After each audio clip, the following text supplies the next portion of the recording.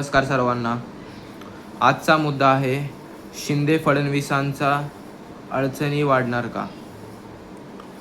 मागच्या अनेक वर्षापासून गाजत असलेला हा मराठा आरक्षणाचा मुद्दा आता पुन्हा एकदा पेटण्याच्या तयारीत आहे. 29 जुलैला संघर्ष योद्धा मनोज जरांगे पाटील यांनी आंदोलनाची घोषणा केली. याच्यामध्येच त्यांच्या मागण्या काय तर त्या कुणबी प्रमाणपत्र वाटप करणे, हैदराबाद गॅजेटनुसार दुसरी मागणी 58 लाख कुणबी नोंदी जे सापडले आहेत शिंदे समितीने शोधलेल्या ते कुणबी प्रमाणपत्र वाटप करणं, सातारा, कोल्हापूर, औंध, मिरज, पुणे हे गॅजेटियरचा GR काढणे, त्या त्यांच्या मागण्या होत्या. पण त्याच्यानंतर सरकारकडून अशी एक मोठी घोडचूक झाली आहे जी सरकारला खूप मोठी महागात पडणार आहे. सरकारने म्हणजे जरांगे पाटील यांचा असा आरोप आहे की मुख्यमंत्री देवेंद्र फडणवीस यांनी मंत्री बावनकुळे यांच्या माध्यमातून 4 कुणबी प्रमाणपत्र रद्द केलेले आहेत, कोणतंही कारण नसताना, सर्व पुरावे असताना.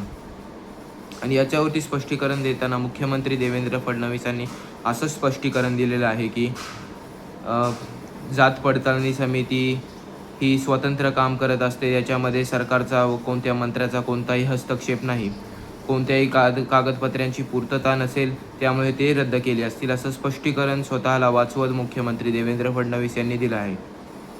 पण याच्यावरतीच मनोज जरांगे पाटलांनी पुन्हा एकदा त्यांना पुराव्यासकट मंत्री बावनकुळे यांनी समितीला दिलेलं पत्र याच्यानुसार त्यांनी सिद्ध करून दाखवलं की हे मंत्री बावनकुळे यांच्या हस्तक्षेपामुळेच ते कुणबी प्रमाणपत्र रद्द झालेले आहेत.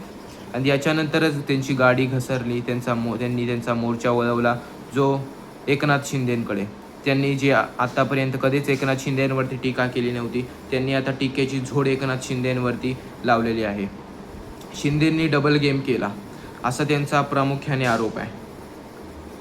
तर यांच्यावरती आरोप काय की मंत्री संजय शिरसाट छत्रपती संभाजीनगरमध्ये त्यांनी एका इंग्लिश मीडियम स्कूल येथे त्यांची बैठक झाली. काही मराठा समन्वयकांना त्यांनी फोडले व त्यांच्या विरोधामध्ये छत्रपती संभाजीनगर क्रांती चौकामध्ये आंदोलन करण्यासाठी त्यांनी प्रवृत्त केलं, म्हणजे त्यांना पाठिंबा दिला. आणि दुसरी म्हणजे जे एकनाथ शिंदेंच्या पक्षाचे प्रवक्ते आहेत असतील, जे मराठा समन्वयक प्रवक्ते झालेले आहेत आता शिंदेंच्या पक्षाचे, ते जे एकनाथ शिंदेंना शिव्या देत असतात राजरोजपणे आईमाईवरनं, ते बाळासाहेब भवनमध्ये जात असतात. म्हणजे याच्यावरती जे मराठा समाजाला शिव्या देतात, जे मराठा समाजाच्या कल्याणाला आरक्षणाला विरोध करतात, ते प्रवक्ते ते आता स्वयंघोषित नेते आता एकनाथ शिंदेंच्या कार्यालयामध्ये दिसू लागले आहेत. मग याला जबाबदार कोण? एकनाथ शिंदेंना हे दिसत नाही का?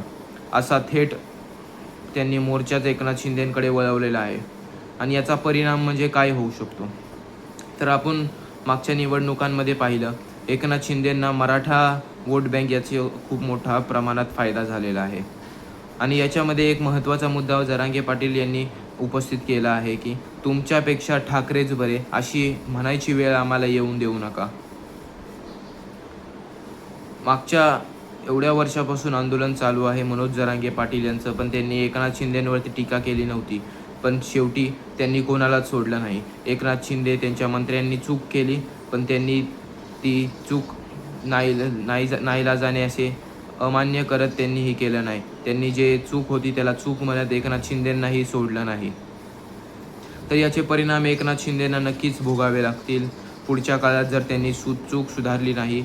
व याचे परिणाम म्हणजे आपण कसं समजू शकतो की एकनाथ शिंदेंना खूप मोठा फटका बसणार आहे. त्याच्यानंतर मागच्या 2-3 दिवसापूर्वी जी पत्रकार परिषद घेऊन मनोज जरांगे पाटील यांनी जे आरोप सगळं यांचं पितळ उघडं पाडलं, त्याच्यानंतर त्याच पत्रकार परिषदेमध्ये उद्योगमंत्री उदय सामंत यांचा मनोज दादा जरांगे पाटील यांना कॉल आलेला. याच्यामध्ये जरांगे पाटील यांनी सहज थेट त्यांना रोखठोकपणे प्रश्न विचारलेले आहेत.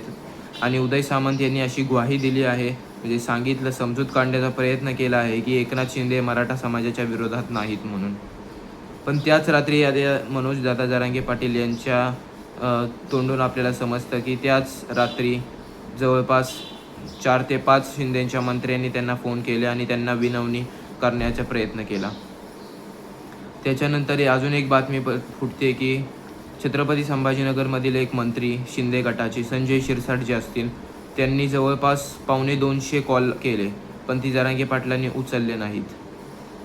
आणि याच्यासोबतच छत्रपती संभाजीनगरचे खासदार संदीपान भुमरे यांच्यावरती सुद्धा त्यांनी एक सडकून टीका आरोप केलेले आहे की छत्रपती संभाजीनगरची सीट संदीपान भुमरे यांना खासदार मराठ्यांनी केलं आणि आज तेच मराठ्यांच्या विरोधात कटकारस्थान करत असतील तर तुम्हाला खूप महागात पडणार.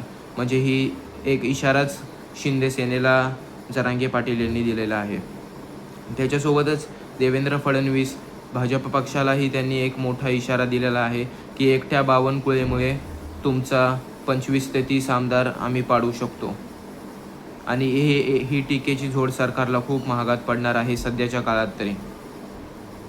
पुढच्या काळात बघण्यात उत्सुक असेल 29 ऑगस्टला त्यांनी जे आंदोलन पुकारलं आहे त्याच्यानंतर ते आंदोलन कुठल्या स्वरूपात होतं आहे. आणि आता त्यांनी जे पश्चिम महाराष्ट्र दौरा आखला आहे तर कालपासून ते पश्चिम महाराष्ट्र दौऱ्यावरती आहेत.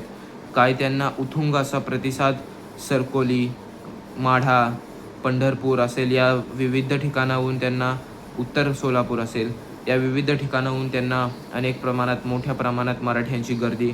रात्री 12 वाजता माढामधील सभा झाली. हजारो मराठे, JCB, फुलं, तेच जोश आणि तोच जल्लोष पाहायला मिळतोय. याच्यानंतर पुढेही आटपाडी, सांगली असेल, कवठे महाकाळ, कडेगाव, मिरज भागात आटपाडीमधील सभा, अनेक ठिकाणी मायनी, साताऱ्यामध्ये मायनी, पाटण, कराड, सातारा या ठिकाणी त्यांच्या सभा होणार आहेत. आता पश्चिम महाराष्ट्रामध्ये मनोज जरांगे पाटील यांचा एवढा मोठा प्रतिसाद, याच्यावरूनच आपण अंदाज लावू शकतो की 29 ऑगस्टला काय स्वरूप असेल. आणि याच्यानंतर ते लगेचच मराठवाडा, विदर्भ आणि खानदेश दौराही सोबत घेणार आहेत अशी त्यांच्याकडूनच माहिती मिळते. तरी आपलं याच्यावरती मत काय, कमेंटमध्ये नक्की सांगा. जय शिवराय.